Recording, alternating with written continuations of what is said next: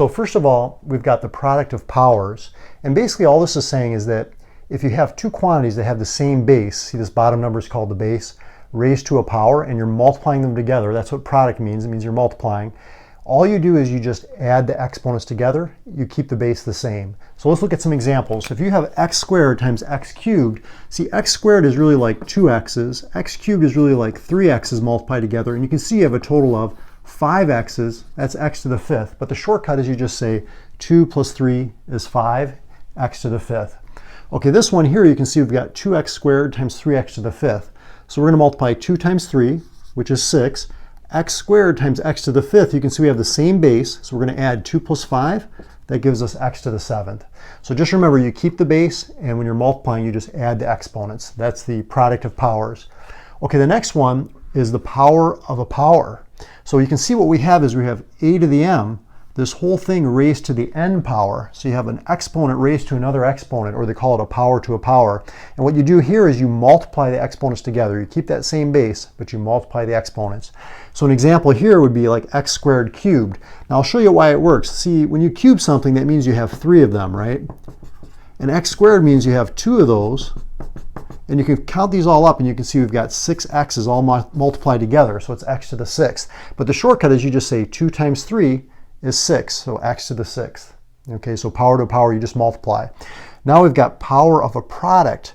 Okay, product just means that these two quantities are multiplied together. This is called a monomial. It's just mono means one, like one term, all raised to a power. And you can see what you're doing is you're actually distributing that power to each of the quantities here on the inside. So let's look at some examples. You've got xy cubed. What you would do is you would distribute that power. So you can see that's going to be x cubed, y cubed. Now this one here, you're going to distribute the 3 to the 2, to the x squared, and to the y cubed. Now you don't see it, but this 2 actually has an exponent of 1. So it's going to be 1 times 3, which is 2 cubed, 2 times 3, which is x to the sixth, 3 times 3, which is y to the ninth. Now 2 cubed is 8, so we can write this as 8 x to the sixth, y to the ninth. Okay, let's go to the quotient of powers now. So quotient means that you're dividing. And you can see that what we're going to do here is that when we divide, we subtract the exponents. We take the numerator's power minus the denominator's power. Okay, so let's look at an example. So x to the seventh divided by x cubed. Now x to the seventh, I'll just show you why this works. X to the seventh means that you have 1, 2, 3, 4, 5, 6, 7 x's all multiplied together divided by x cubed, which is 3 x's. And you can see that these are canceling one another out, or anything divided by itself is 1. And you can see we're left with 1, 2, 3, 4 x's multiply together, which is x to the fourth. But that's the long way to do it. You just want to use a shortcut, which is you're going to subtract 7 minus 3, which is 4, and you keep that base the same, x to the fourth.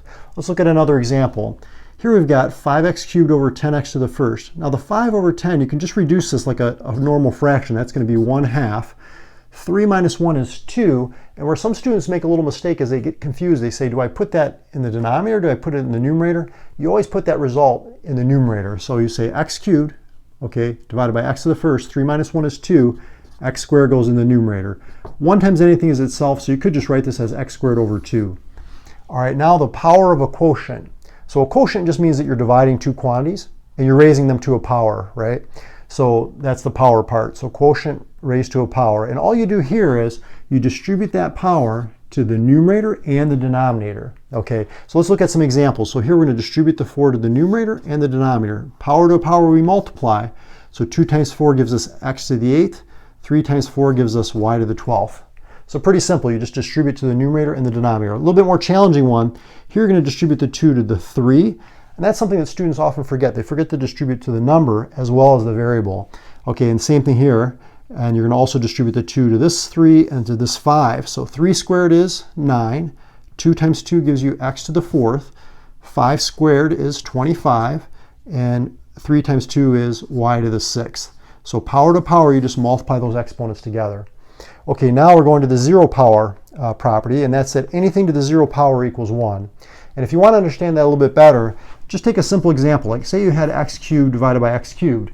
Well, when you use a quotient rule, right, from up here, when you divide, what do? You subtract. So that's going to be 3 minus 3, which is 0. And this property tells us that anything to the 0 power is 1. But it makes sense from the standpoint of, you can see this is x cubed divided by x cubed. Anything divided by itself is 1. Okay, so you can see how that works there. But if you see here, x to the 0, this would be 1. And then this one here sometimes tricks students a little bit, but it's this whole quantity raised to the 0 power. It looks like there's more that needs to be done, but really, since this whole thing is being raised to the 0 power, the answer is just 1. Okay, and then the last one here, we're talking about negative exponents. And you can see here, a to the negative m power is equal to 1 over a to the positive m power. Now, a lot of students make the mistake of thinking that when it's a negative exponent that makes the number negative or the base negative, but it doesn't. The negative exponent is really just a symbol that tells us to take the reciprocal or to move this quantity to the other side of the fraction bar, and then you make it a positive exponent. So let's look at some examples. X to the negative 2 is the same as 1 over x to the positive 2. Okay, let's look at this one a little bit more challenging. So 5 over 20, that reduces to 1/4. And you can see x to the negative 2, what I'm going to do is I'm just going to take this quantity, I'm going to move it to the other side of the fraction bar. Okay, so when you have a negative exponent, just move it to the other side. If it's in the denominator, move it to the numerator. If it's in the numerator, move it to the denominator. This rule with the negative exponent just tells us to take the reciprocal. That's going to move it from one side of the fraction bar to the other. The y is a positive exponent. We're just going to leave that where it is. And then the z to the negative 5th, that's a negative exponent. We're going to move that to the other side of the fraction bar. Since it's in the denominator, we're going to move it up to the numerator and make it a positive 5. So your goal is when you're all done, you want to just have positive exponents, and that's what we have here. So I hope this helped you understand how to work with the rules of exponents a little bit better. Subscribe to the channel. Check out some more math videos on Mario's Math Tutoring YouTube channel. I look forward to seeing the future videos. I'll talk to you soon.